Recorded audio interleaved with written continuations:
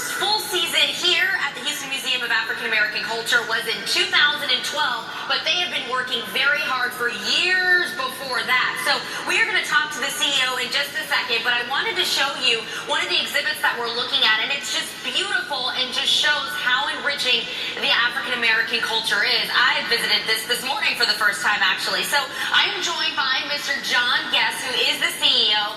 And Mr. Guest, you were telling me how this is actually something that started, I know 2012 is when it first had a full season, but it was years before that when this was in the works. That's right. This museum is the result of former Mayor Lee Brown when he left office. He called for an African American archival library at the Gregory School that's in Freedmanstown in the 4th Ward, which is our sister institution, which is part of the library system, and the Houston Museum of African American Culture. This is privately based. Wow. And so you all have obtained the actual building first, right? Yeah, I was actually called in to make tangible museum, and the first thing I wanted to do was be sure that it was in the museum district, and there's a reason for that.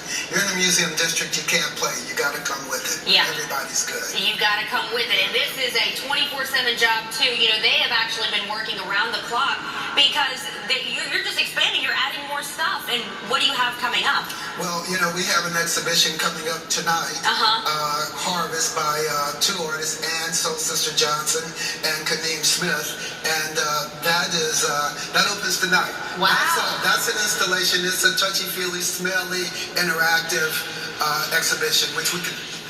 All right, which we can show a little bit later. So that's right, in the 9 a.m. hour, that's exactly what we'll be doing. So you want to stick around for that. A lot to see here at the Houston Museum of African American Culture. Reporting live from the Museum District, we'll send it back over to you.